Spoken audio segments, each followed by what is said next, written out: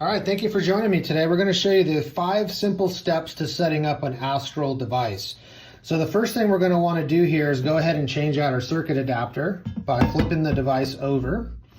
You'll see there's an eject button here on the adapter port cover.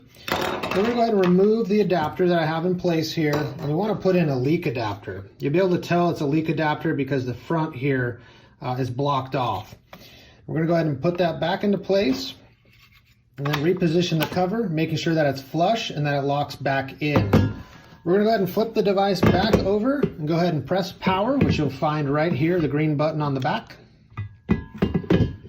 Once I do so, you'll notice that the device is powering on. You will hear the device beep. You will see the alarm bar flash. That is normal. What I want to do from here now is go ahead and show you how to get into the clinical mode, which is the padlock in the upper left corner. Go ahead and press and hold that for 3 seconds. Once I do so, I'll now have 2 time frames. I'm going to go ahead and choose the 20-minute time frame. Once I'm in the clinical menu, you'll notice that the padlock is now open and is highlighted orange, meaning that I have access to settings. It'll take me right into this double check mark here, which is my setup main menu, and it'll take me into my settings. We want to start with the setup assistant. The setup assistant should only be used during your initial setup. And the reason why, once I hit the start button, you'll see is that it will reset your settings to default, including your alarms. So we want to start here, and this should only be used during your initial setup. So I'm going to go ahead and hit continue, and now I'm just going to follow the steps on the screen. So you're going to choose your patient type. We'll set this patient up as an adult patient. And we want to use a single with leak circuit, otherwise known as a CPAP tube or a standard 6-foot tube, which you'll find right here, single with leak. And then we want to go ahead and start what we call a learn circuit. So go ahead and hit the start button, and it's going to ask you a series of questions. First step is step 1 of 3, which is the device test.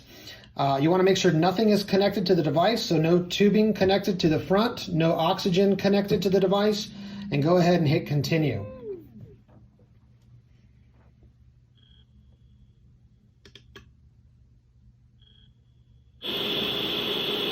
So you'll notice that the device pushed air there. That is a device test. So now we'll move on to the second step, which is step 2 of 3, which is your circuit resistance test. So we want to make sure that we have any filters connected at this time. So go ahead and show you that. And then we're going to want to go ahead and add our tubing as well as an external humidifier if you're using one. So you're going to want to make sure that you add it in during this step. I'm going to go ahead and connect my tubing to my filter here. And then I'm going to go ahead and leave the end of the circuit open and hit continue.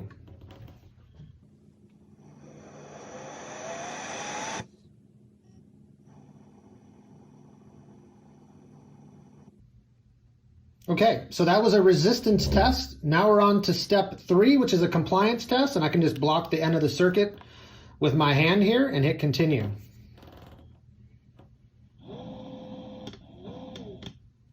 All right, and now we're going to get our results. So you can see here the circuit passed, the device test passed, and my O2 sensor passed. So you see these green check marks here, which means you're good to go on. So I'm going to hit confirm. And then I'm going to choose my interface. So we're going to set this up for a non-invasive patient. So I'm going to choose a mask. It's going to ask me if I continue that my disconnect alarm will be reset. That's okay. We'll talk about that. So I'm going to hit continue.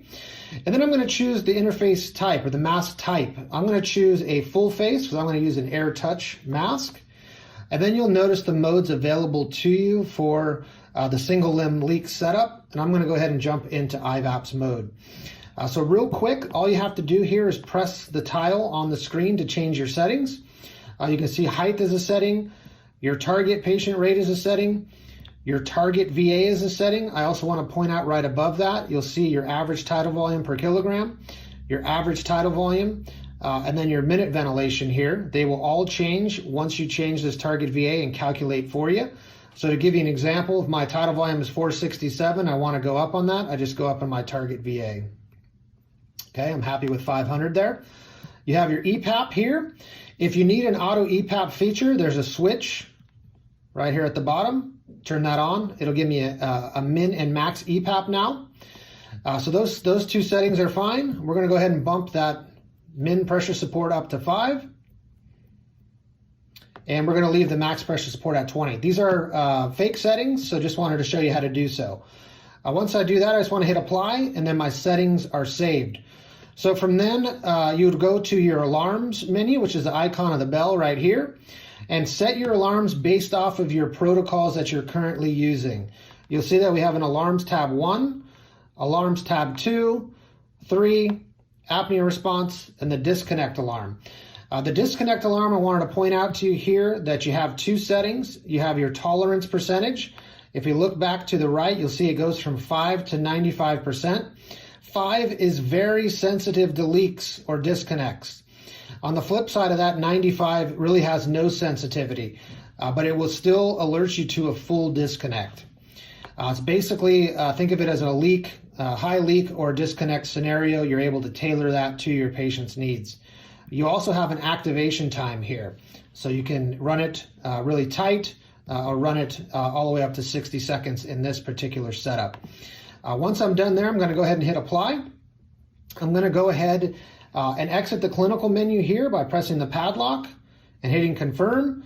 And all I have to do from here is go ahead and connect a vented mask to your tube, connect that to the patient, then I'm going to go ahead and hit the start ventilation button. Okay, we can see here that we are ventilating now. My pressure bar is going up and down over here on the left. To stop ventilation, I'm going to press and hold for 3 seconds. Release the key, confirm my O2 has been turned off, and we'll go ahead and stop ventilation. Thank you so much for joining me today.